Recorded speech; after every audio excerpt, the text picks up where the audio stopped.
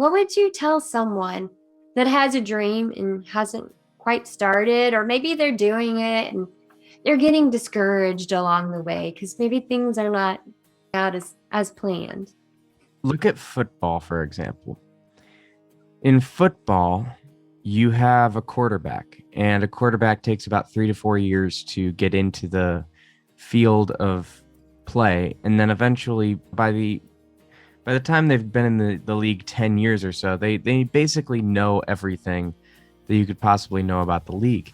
And I think it's a very good analogy to us as songwriters is you can be a functional songwriter from the get-go or from 3 to 4 years in, but you can't be Tom Brady off the bat. Tom Brady wasn't Tom Brady off the bat.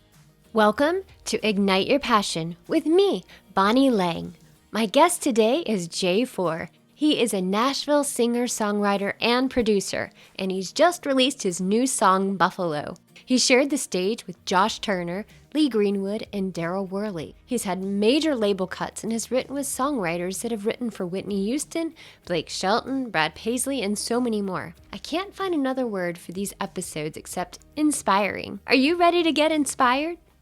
Are you called J4? Is that what you go by? Or That's what I go by. So my full name is Joseph Wandes IV, and rather than at family reunions, you calling Joe and four people turning around or three people turning around, I just went by a different name just to not get mixed up. Also, my dad is a physician, so when you look up the name Joseph Wandes, even with my surname on it, my dad will come up. So I had to come up with something.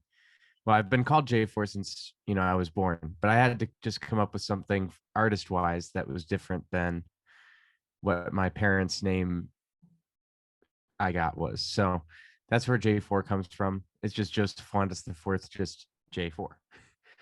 I love it. It's cool. And it's easy to find. Like if you look you up Yeah. on Spotify, it's easy to just find you. Yeah, J4 sings. You search J4 sings and it all comes up. So yeah.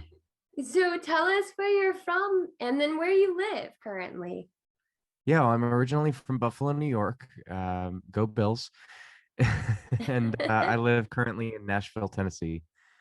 Awesome. So what ignited your passion to become a songwriter and producer? Yeah. I would say that it started off with my grandpa.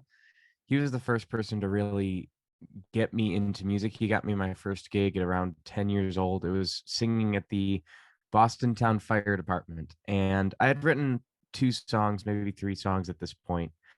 But my grandpa got me this gig and I had to rewrite an old fire song from the fire hall from 1908 or something crazy like that. And it was just a really cool experience. And ever since then, I've just been writing nonstop. And then so how did your transition to Nashville occur?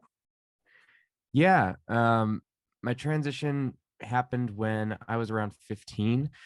I was being bullied pretty heavily in the schools up north, just based on my weight, based on my personal beliefs as a Christian. So I was bullied in a lot of different ways in public school. And so that led my parents to decide to take me out of that school and go to a different area. They wanted to try a different change too after the death of my grandpa. So we all came down here to Nashville, Tennessee. My dad got a better job down here, and I found a high school that really accepted me. And that's when I started really getting into production, got into the professional level of things. So that's when all of that began, was, when we came down here for that reason.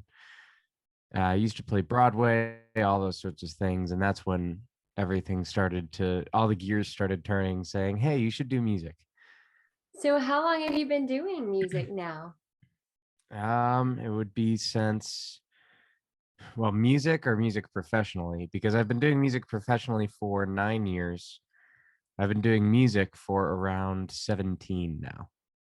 Oh, wow. Yeah. So when did Yeah. you decide that you wanted to go to Belmont University College of Music and Performing Arts? Do you think it had an impact on your career? And when did you decide you wanted to be an instructor there? Well, I decided to go to Belmont when I was in junior year of high school.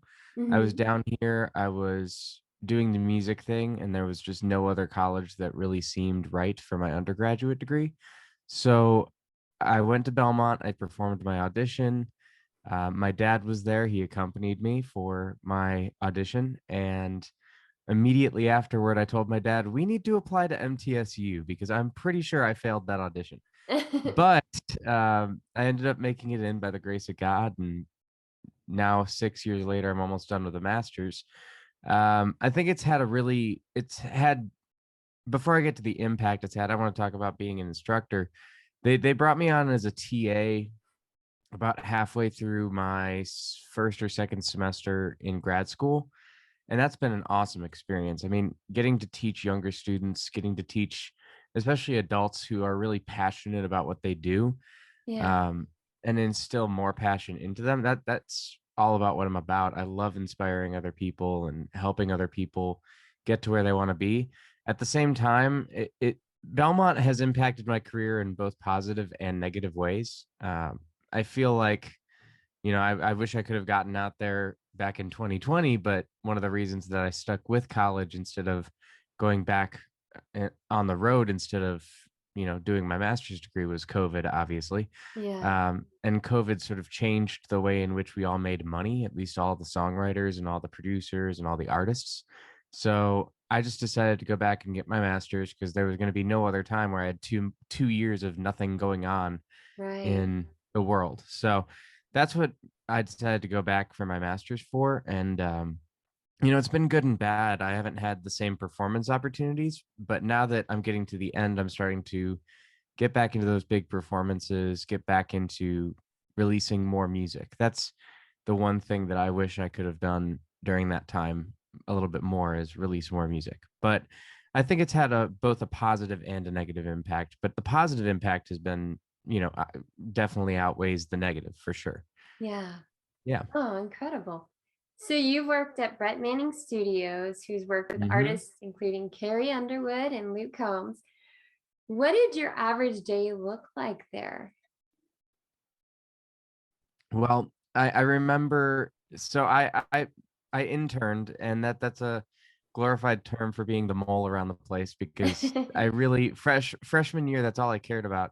I just wanted to get in there and learn what he was doing. Yeah. He was just so cool.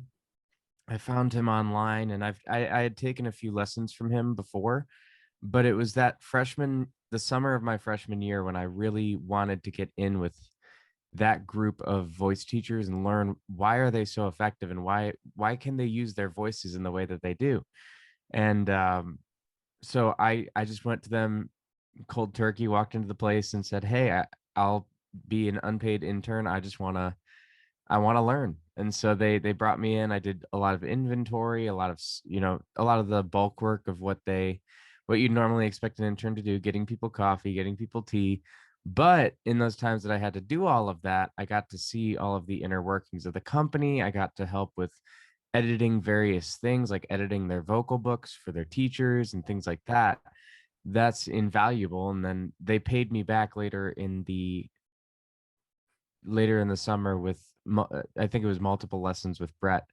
And so it was just an incredible internship. And he's probably, now mind you, I never got to see Haley Williams. I never got to see Luke Combs. I never got to see Carrie Underwood. I did see that they came in during the time I was there, and I was so mad I wasn't there on one of those days. But because I just missed them by like 1 or 2 days. But no, they incredible studio, really, really incredible people. And yeah, I would recommend any vocalist visit him once in your life, just so you understand what your voice can do. It's crazy. Wow. Yeah. Awesome. We'll have to check that out. So tell us how faith plays a role in your life. You're a worship leader at Otter Creek Church? Yeah, so I did an apprenticeship with the worship leader here down at Otter Creek Church. I've been leading since I was 17 or 16. I've always loved leading worship. And I used to play the bars back in 15, 16.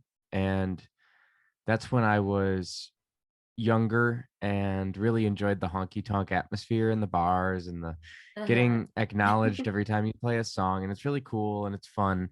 But then I got to have an experience where I went to the church of Michael W. Smith, and that's when, when I went to New River Fellowship down in Franklin, and I got to experience Michael W. Smith, and he brought me in as a mentee. He personally taught me a lot of things about leading from the piano, being a voice for God. And it was really inspiring that he would want me to even come to his house as someone he's just met. And here he's the biggest Christian star of all time.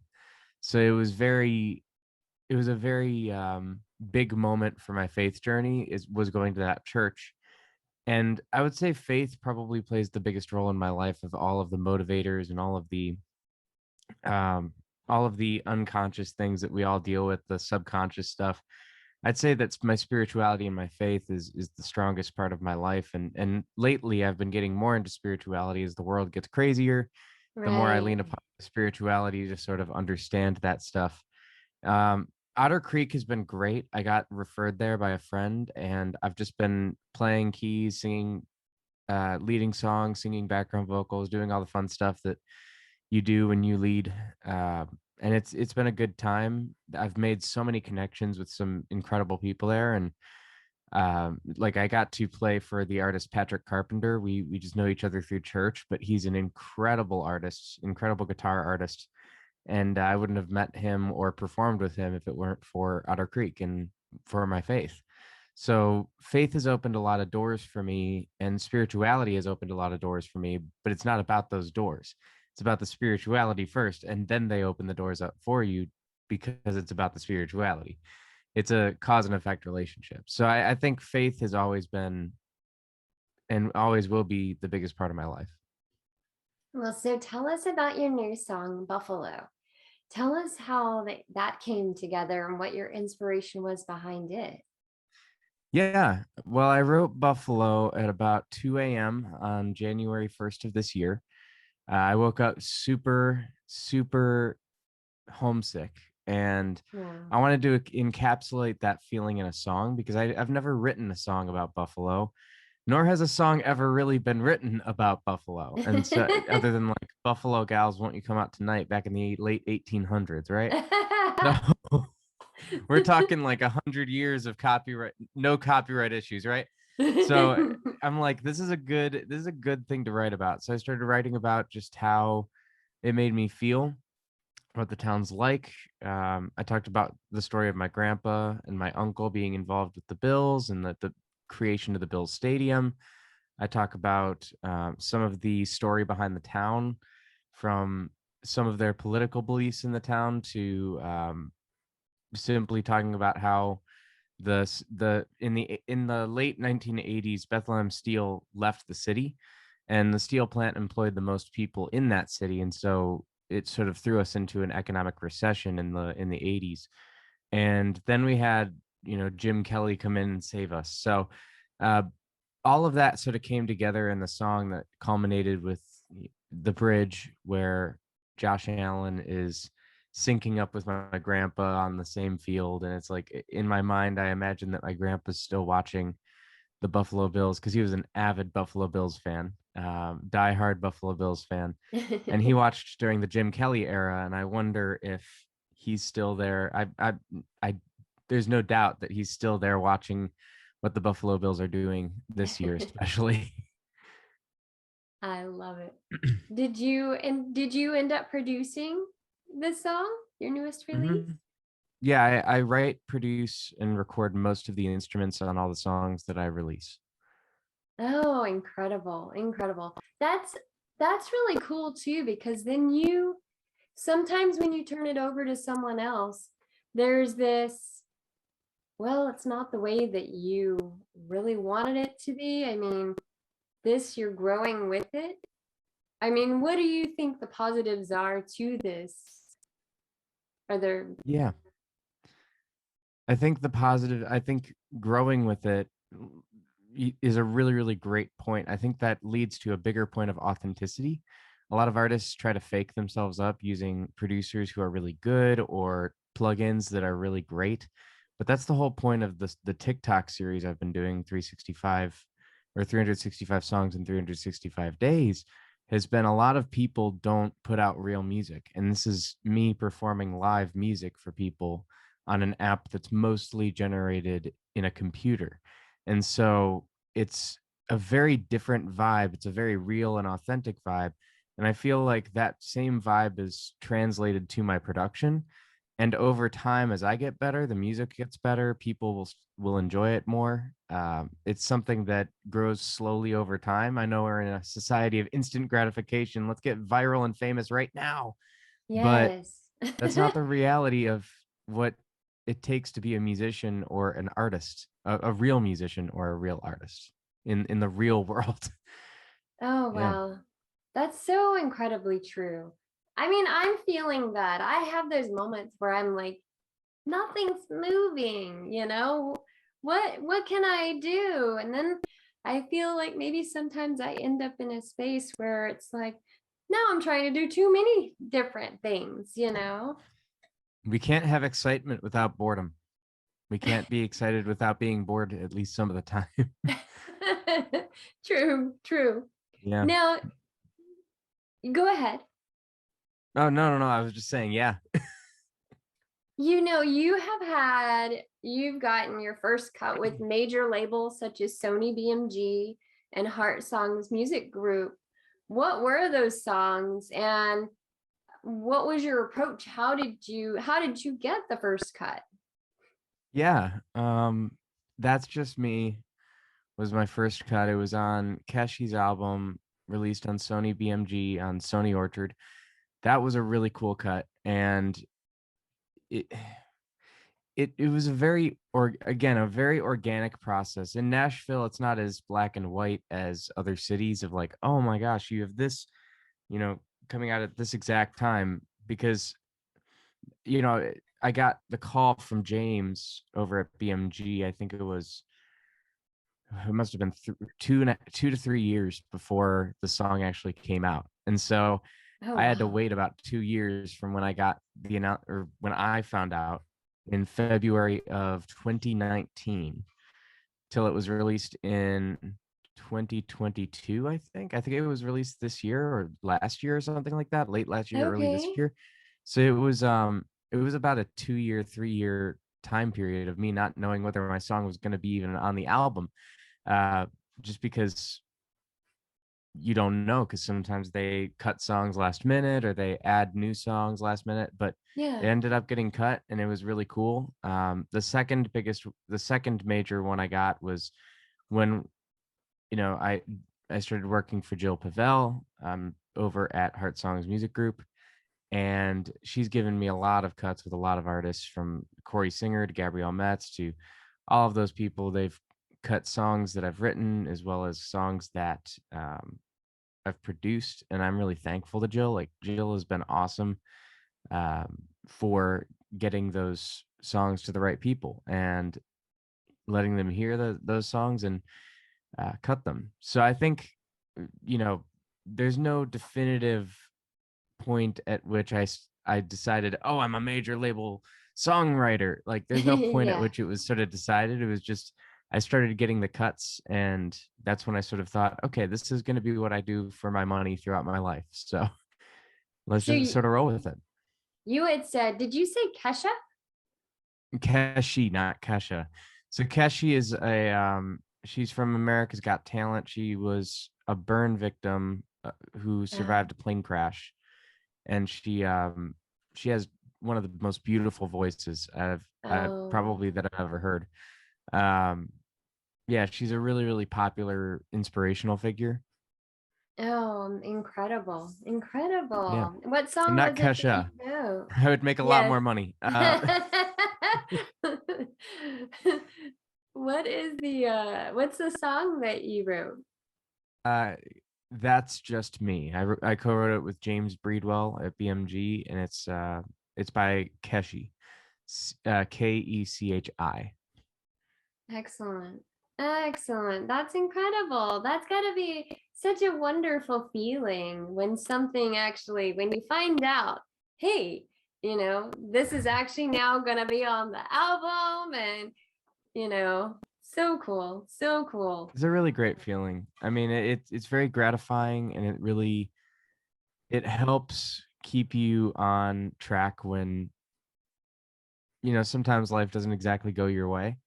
I mean, for Yeah, everybody, that's just a right. universal truth, is life never goes exactly the way that you expect it. But those little victories, or big victories, as some people look at them, Yeah. are the stepping stones that you take to go from step to step. So it's a lot different than just, oh, now I'm famous. It's a lot Yeah. different than that. Yeah. So are you signed with as a songwriter for Sony BMG and Heart Songs, or? Mm-mm. So I work as a songwriter for Heart Songs, in that I send them songs, but I think I'm just sort of 1099. I'm a independent songwriting contractor, so I Gotcha. haven't inked a full-time deal yet, and that's something I'm looking for. If there's a publisher out there who's looking for a full-time writer, you have one right here. But no, that's sort of how I do things, is just work on my own and work with my close-knit writing circle of, Scott Barrier, Jan Buckingham, Christopher Delisle, Norm Macdonald, Paul Ivy, people like that, who are seasoned veterans, because I can bring the younger perspective, but they have the understanding of lyricism that people my age just don't get until they're in their 30, late 30s, early 40s. You get that type of perspective, and then your lyrics just change. And I've found that a lot of the older writers have been very successful at getting me more cuts in those ways. And so I just have been getting in more with the old guard of Nashville, if you will. Interesting. Yes. Yeah. Yeah.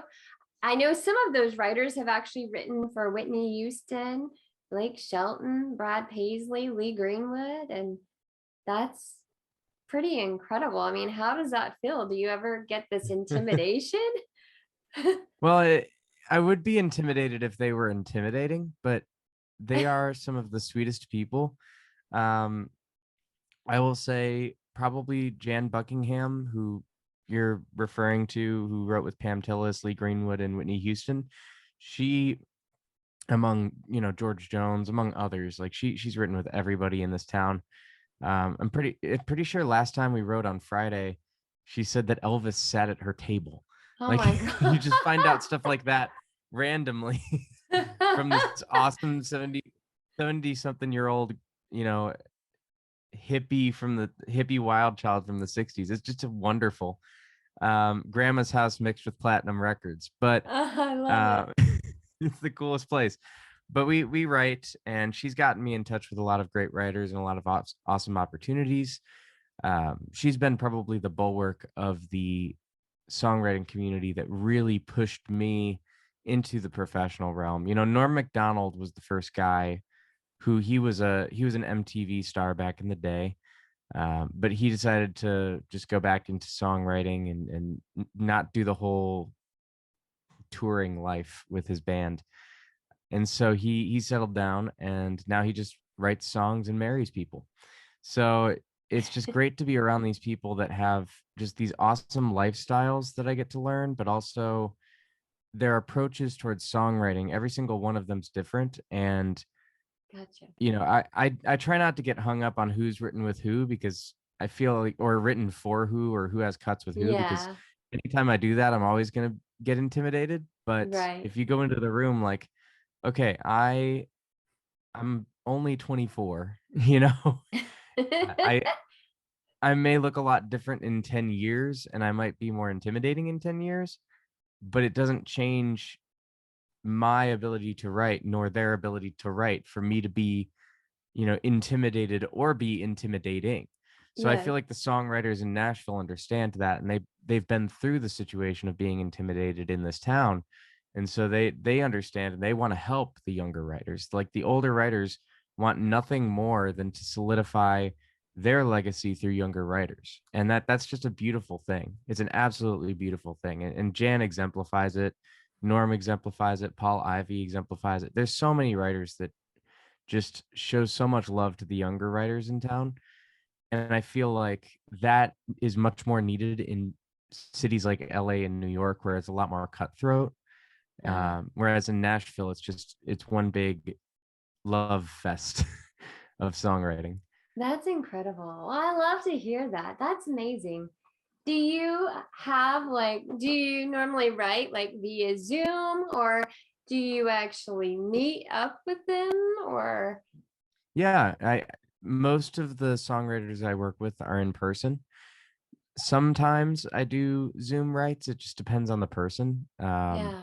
I've never written with a hit writer over Zoom, so I guess that's a new experience I've got to do. Ah. But I've written with, mind you, I've written a cut over Zoom, but I've never written like with a hit writer over Zoom. And so they've all come to my house or vice versa. I've come to their house, and then we produced the song out of that. So I, yeah, it's almost always typically in person, which I find super rewarding because I get to learn more than anyone could possibly imagine. I feel like I learned more from the songwriters than I learned at Belmont during my 6 years there. So, Interesting. Well, so give mhm. us an example of like one person. So what would your process be? Would they come into the room with different ideas, or what is your approach on it? How do you, when you are going to say, okay, Tuesday we're going to songwrite? Yeah. Well, let's talk about my Tuesdays. So I have on Tuesdays I'll have Brett Man or not Brett Man. That would be cool. Brett Mandel and Scott Barrier, they come over and write. And Scott Barrier is a phenomenal writer who just had a really big song in Maryland called The Maryland Thing. And he's had a bunch of big things throughout his career. And the process is typically that I am a lot more on the compositional side. I write a lot of the melodies, a lot of the chord structures, a lot of the music to the lyrics, and they tend to focus more on the lyrics side. For example, the same thing with Jan Buckingham when we're writing in her living room Mhm. at that same table. She'll just bust out a verse and I'll just sing it down and we'll have our first verse. So, and sometimes that takes an hour, sometimes it takes 10 minutes. And, some we typically, at least for my typical Tuesday, they'll come in, we'll talk for around 30 minutes. We'll write a song in about 30-40 minutes, and then we'll do the full demo right there. And within 4 hours, we've, hung out, written a song, and have a professional demo to send out to somebody. So if someone sends us a brief for a song and says, "Hey, we need a sunshine song," I can go and write a sunshine song and then within the day or two have a demo to send out to them for that specific placement or opportunity. So those are just two of the ways in which I write, but there's various ways in which people write, and I feel like co-writing is expanding. This is what I'm doing my thesis on, actually, is the changes and the expansion of co-writing in Nashville. And especially in light of the Los Angeles migration, there's tons of people coming from the West Coast, and they're bringing new production techniques, pop uh, sounds. They're bringing track writing, the ability to write to a digital audio workstation or Logic Pro or Pro Tools or whatever you use, whatever people use to record. Now we record in there and then write on top of that. And so really cool stuff that's going on. And I've learned, I did an internship with Nancy Deckhant over at Nashville Cool, and that was the first publishing company that I worked at professionally, and that's where I got to learn that whole track writing thing. So there's a lot of different approaches that you can take to writing, and a lot of different writers take different approaches. I personally take a more compositional, a more melodic approach, and a more music based approach. Others base it mostly on the lyric and take a more prosodic approach from a poetry sort of standpoint, which Uh, I completely respect that too. And I've gone from that perspective, but in the room, I'm valued as a composer, writer, and as a track writer and a producer, artist sort of thing.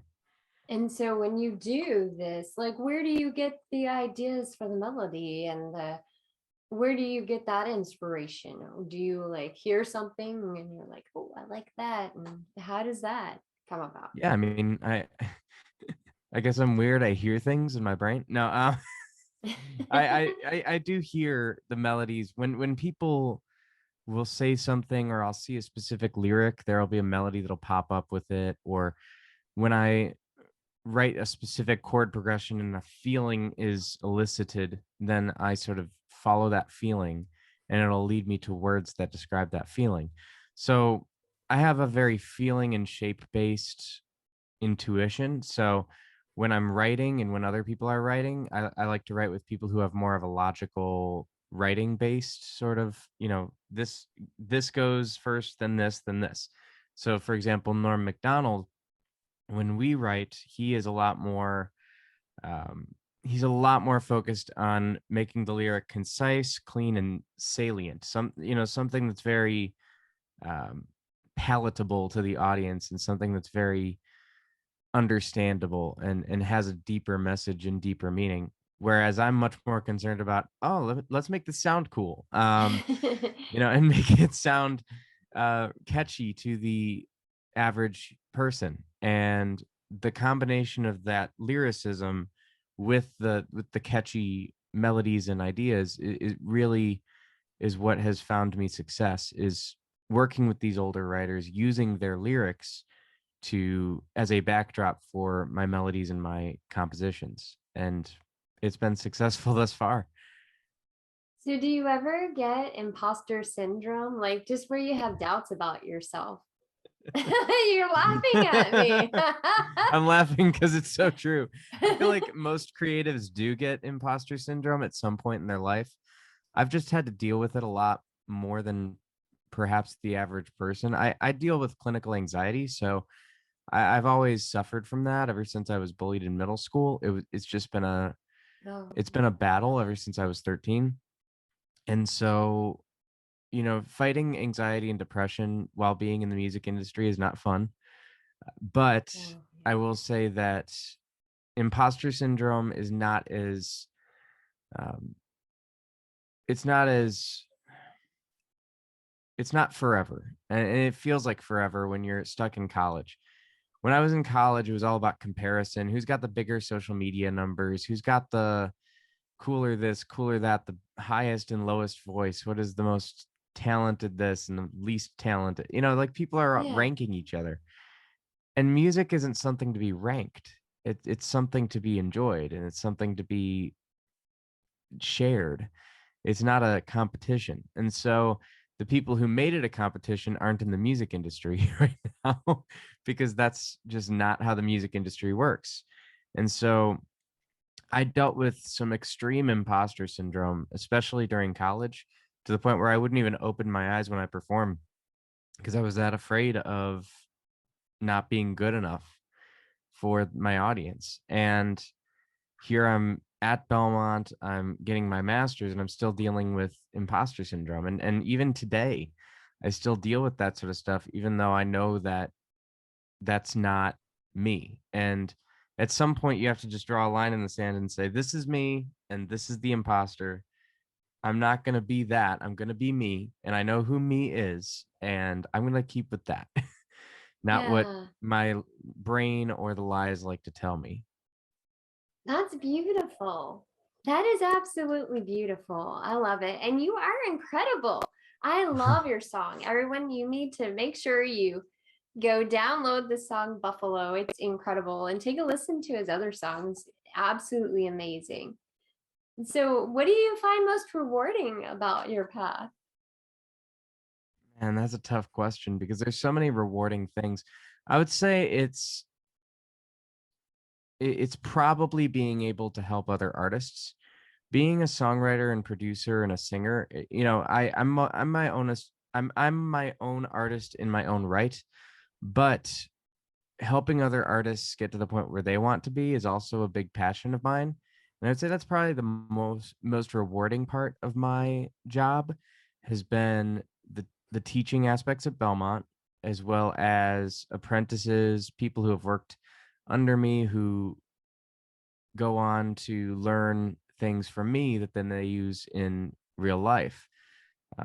When I can have an impact on the people around me, then that's the goal, is to have an impact on as many people as possible. So when I see I'm having an impact on those around me, it means that hopefully one day I can have a bigger impact on the world. And that's the ultimate goal, is to use my music to help people and use my platform to do what I can to help others. And that's always been my ultimate ulterior motive behind my music, is like, I want to help people. And if I could go to every small town in America and just fund their music programs, I would, but I don't have the money to do that. So I got to go on tour. And Yet. that's sort of how I think about it, is like, if I can then use what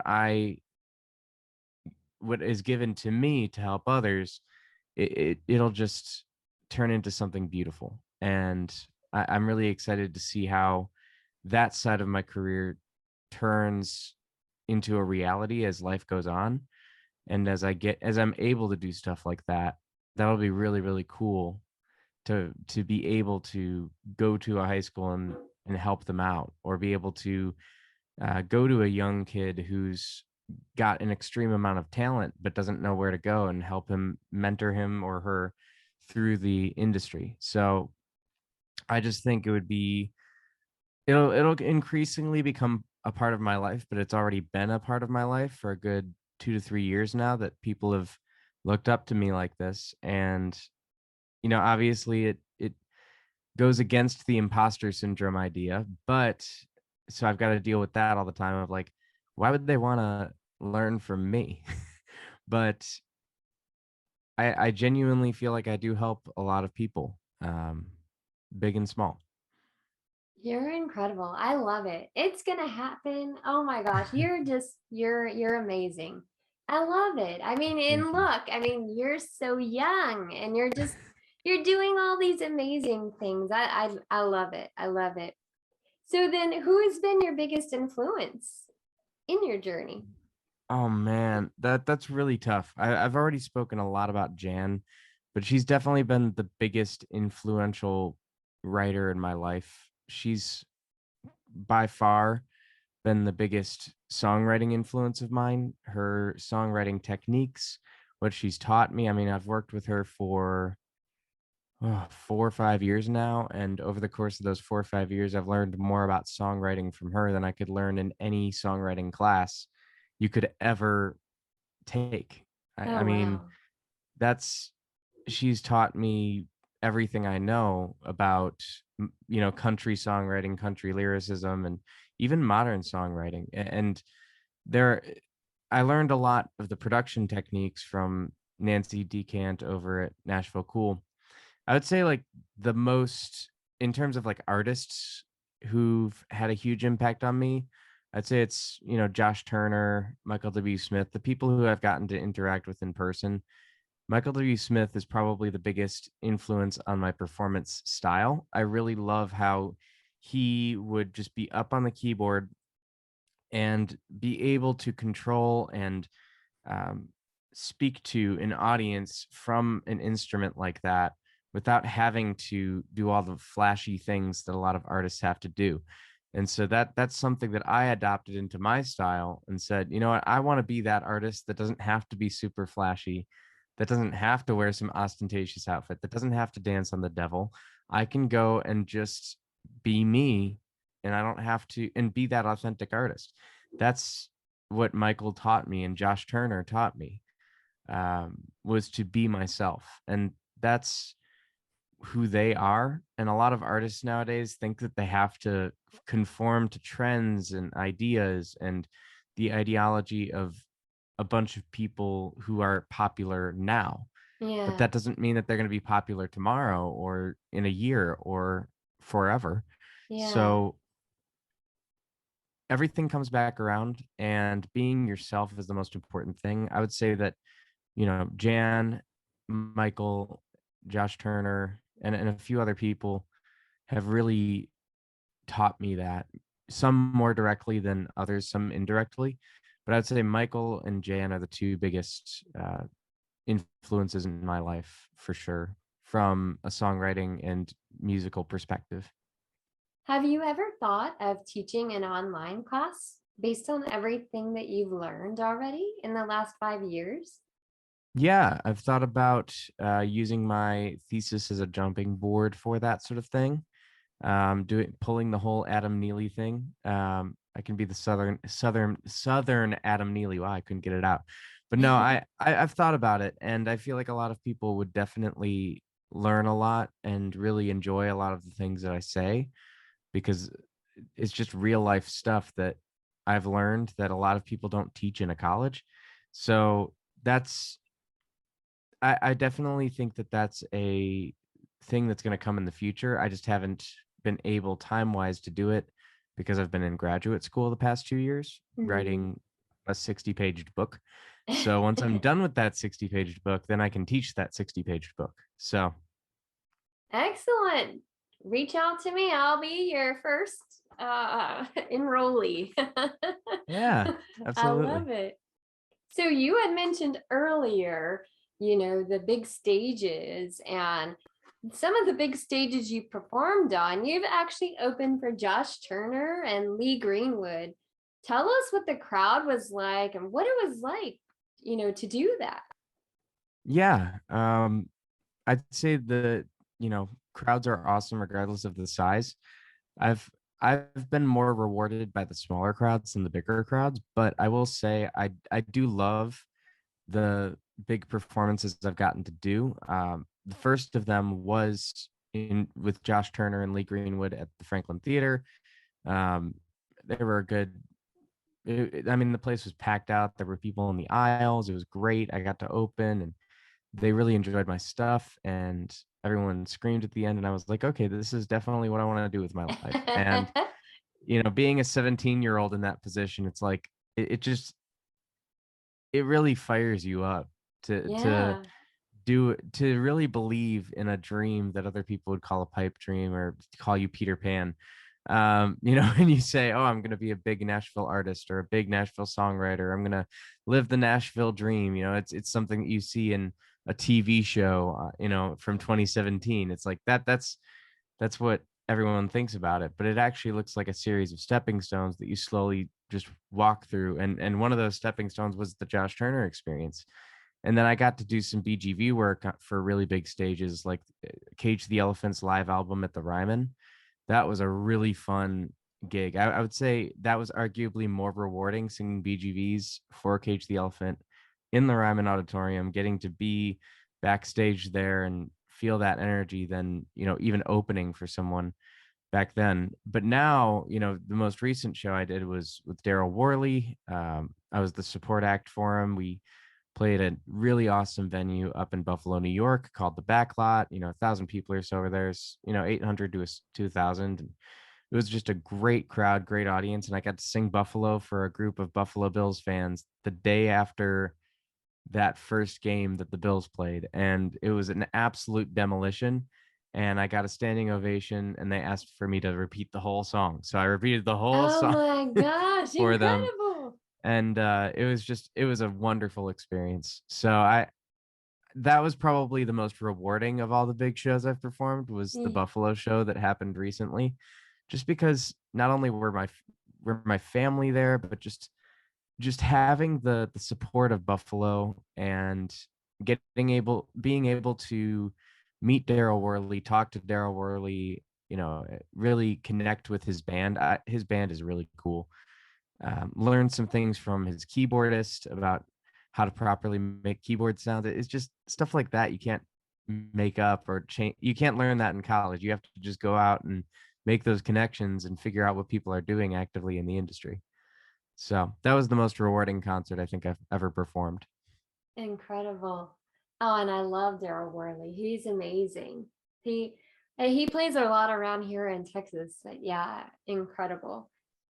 And I guess that to go in the opposite direction, what has been the most challenging for you? I mean, what's an example of something that was a huge challenge? Yeah, I think the biggest challenge for me, and it's still a challenge for most Nashville artists, I would say it started in 2020 when Spotify and TikTok started to take over the music industry.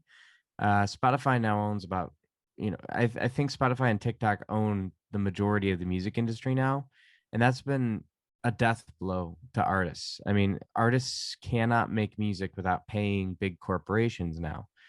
And we can't just be independent artists. We can't do what we want to do and make money doing it. It's very hard, and the barrier to entry is higher than ever, even though it's advertised that it's lower than ever. And it's because you have this conglomeration of amateur talent, but then the professionals are trying to break through that too, and they're given the same treatment. And it's frankly insulting, but also it's sad that our income has decreased about 1,000%. You know, you know, I was making a good amount of royalties in 2019 by the last quarter, just doing BMI Live. And when the pandemic hit, my income decreased by a factor of 10. So, and it's just how legislation and the music business is. I think we don't treat songwriters correctly, and we've never treated songwriters correctly in this country. Um, I've seen songwriters who have been in poverty their entire lives, even though they've written hits. And it's really sad. It's really, really sad because of the disposability of the songs that we write. It's as if we write the song and no one cares, or they care for 2 weeks and then you have to write something new or else you're not relevant. So that's the type of Yes. culture that we're in. And it's a result of culture. It's a result of our instant gratification nexus that we have, that TikTok and Spotify gives us, that you can go on TikTok and watch your favorite person and it's instant. You can go on Spotify and find any song that's ever been written at any time, anywhere. And that's a cool ability to have, but you still got to pay the writers their fair share. And there've been many, political people who are way more political than me who fight for that sort of stuff. I've just found other means of making money, but I would say that the financial burden of being a songwriter is not to be underestimated. You don't make money, and you have to sort of accept that it's not, I've had many major label cuts. Doesn't mean that I make a ton of money. It's just, that's the hardest thing. And I think it'll change over time. I think it'll change once people realize that they can't just instantly become famous and then expect to have a following in real life. You could be famous online, but it doesn't mean that you'll make money from it. So that's the biggest difficulty, has been the pay to play business that has become so prevalent in this music industry. Wow. And I've heard that's not here in Texas, but I've even heard, even just performing at venues like in California, that you have to pay to play at a venue. So it's just, I don't know. It's we come in and you've got expensive instruments, like all the gear you have is incredibly expensive, but then the compensation doesn't equate into that. A lot of people down on Broadway in Nashville don't make minimum wage, and that's because there's such a high supply of amateur musicians and such a low demand for them. And so they can continually bump down prices or keep prices the same as they've always been. $10 an hour for a musician is just not okay. Oh, wow. It's So is not that okay. what they pay? Because They pay $10 an hour at Tootsie's, Rippy's, Honky Tonk Central, not to call a specific circuit of Broadway out, right. but they pay, I think it's $10 an hour base pay. So you get $40 for 4 hours, which, plus tips is probably a good thing. But that's if the place is frankly, packed. Because we went to a couple of places where there's 3 levels and there's an artist on each level. And on the second and third level, there weren't like really any people there. And of course we were there during the week, but at the bottom level, that seemed to be like the prime place to play because you got more people on the first floors than you do the second and third. So that was interesting. I was curious about that. Yeah, and there's a politics behind it. There's politics behind those stages. That's why I don't really play down there anymore. It's not sustainable income. So I've found my own way in this little studio of mine that, of producing, Yes. songwriting, getting cuts that way. But other people do the full-time performance thing, and I I definitely wish that they got paid more than they do. I Yeah. think everyone on Broadway deserves to get paid more. I mean, there's no lack of money coming in from the amount of booze that's being sold down there. So I don't see why they can't pay songwriters more. And that's a hill I will die on probably my whole life, is that songwriters need to be paid more money. I think we're So all in that with you. Yes, we are. Yes. But it also, so when you see someone performing, really, if you're enjoying it, show them your gratitude because, Mhm. yeah, their odds are they're probably not, you know, probably not making a whole lot, but Yeah. they're doing it, for the love. It's also in your heart. It's something that it just makes you feel good to be able to make other people feel good through the music, you know. Absolutely. That's a big part of it, is we aren't music doesn't really, so we didn't really choose music. I feel like most of the songwriters that I know, we didn't choose music. Music just sort of came to us. Yes. Music was always already inside me, and I'm just sort of getting out music that I was writing when I was a kid. Like, even some of the themes and the variations, and especially in my own classical compositions, I write some classical music on the side just in my free time. And when I'm working on that sort of stuff, and the film scorey style stuff and the TV and film stuff, I find that I'm bringing up themes from when I was a kid that just I had in my brain, but I couldn't express on the keyboard yet. And so, I hear a lot of the times those ideas, but it's hard to express them until you've gone through a while of learning how to express them. Yeah. So, what do you want listeners to know most about you and your path? And what would you tell someone that has a dream and hasn't quite started, or maybe they're doing it and they're getting discouraged along the way because maybe things are not, panning out as planned? Well, I look at football, for example. In football, you have a quarterback, and a quarterback takes about 3 to 4 years to get into the field of play. And then eventually, by the time they've been in the league 10 years or so, they basically know everything that you could possibly know about the league. And I think it's a very good analogy to us as songwriters, is you can be a functional songwriter from the get-go or from 3 to 4 years in, but you can't be Tom Brady off the bat. Tom Brady wasn't Tom Brady off the bat. And so you can't be, a 45-year-old, the greatest of all time, unless you've gone through the 23 years that he played football and saw all of his mistakes and failures and successes and all of those things. And so when you look at your career, you can't look at it so short-sightedly. I feel like a lot of people look at it like, within a year, I need to get 1 million fans. Well, that's possible with enough money, but what's that going to do for you? What Yeah. is that gonna, what is 1 million internet fans going to do for you versus 1,000 real people who buy your merchandise? That's really the difference.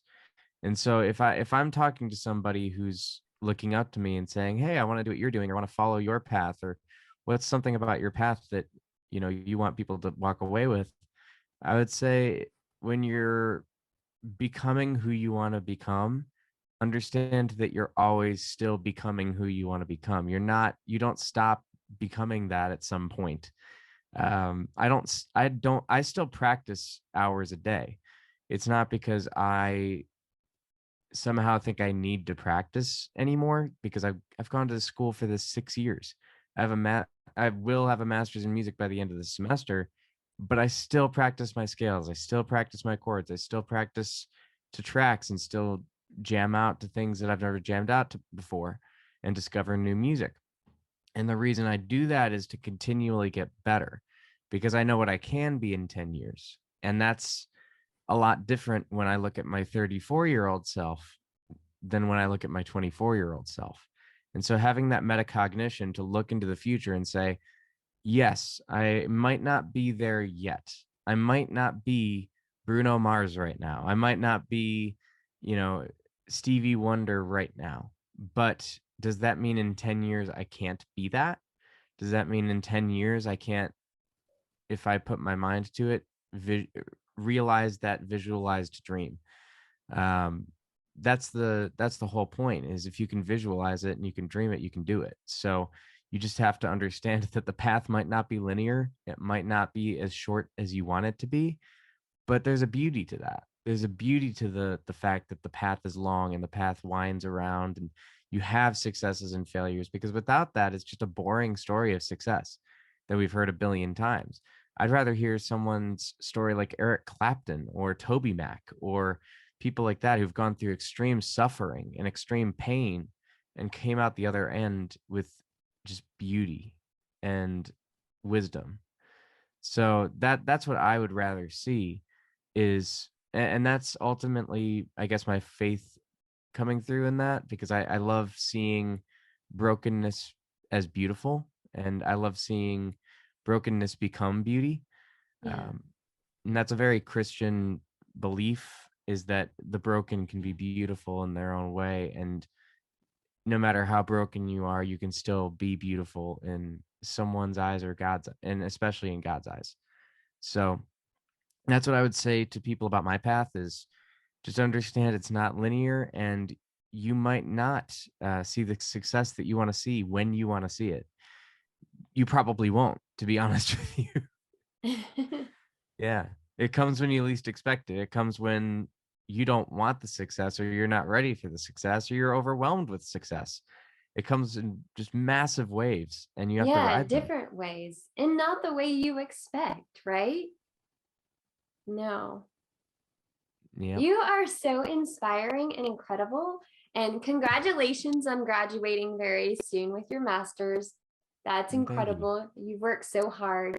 You are doing amazing things. And I can't wait. We're going to have to do this again next year. And I want to Absolutely. see where your journey, what that has been since this time, because I know you're meant to do incredible things. And thank you so much. And let me actually put this out here. Where can listeners find you if they want to listen to your new release, or if they want to reach out to you? Maybe they want to work with you, collaborate with you. How would they go Yeah. about that? Well, you can find me online on all the social medias at J4Sings. It's letter J, number 4, Sings, Sings. Um, and you just search that. You can Google it, you can Instagram it, you can Facebook it, you can wherever, and you'll come up with me. And just find me on Instagram, shoot me a DM if you want to work with me or do something like that. Yeah. I'm pretty quick at getting back with people. I'm not a prude where I'll be like, oh, I'll only work with certain people. No, I work with people based on their talent. So if you're talented, I'll work with you. You know what I mean? It's not a thing where you have to have a certain number of followers or numbers or things like that. Just, I will work with you if you have the talent, and that's what I believe is, beats all things. But yeah, you can find me J4 Sings. You can and search the song Buffalo, J4 Buffalo. Buffalo's out now on all streaming services, from Spotify, Apple Music, all the places that you'd find it, all the DSPs. So definitely go check that out. And I would say check out all my other music. There's going to be a lot of music to come. Lots and lots of exciting stuff. There's going to be some more stuff with Buffalo coming out very, very soon. So that's going to be fun. And, hopefully there's going to be a lot. I know in the new year, there's going to be a ton of new music coming out, as well as I'm going to be performing a lot more gigs next year. So if I get to come to a city near you, definitely come check me out, come say hi, and I'd love to meet y'all. Yes. Well, this has been so incredibly inspiring. And just thank you for taking time out of your schedule to be here today and just to share your inspiration and your new music. We can't wait to hear it. So, well, I've already Well, heard it, thank you but for having can't me wait on. for them Thank to. you. Thank you. Are you feeling inspired? Send me a message. Tell me what you think. Don't forget to check out previous episodes and always share these. I would love for you to help get this inspiration out into the world. I really appreciate you. And don't forget, I have a new membership page where I share inspiring messages every week. So just visit my site, bonnielang.com. Please subscribe to this podcast. I hope you have a wonderful day. Sending you peace, love, happiness, and hugs.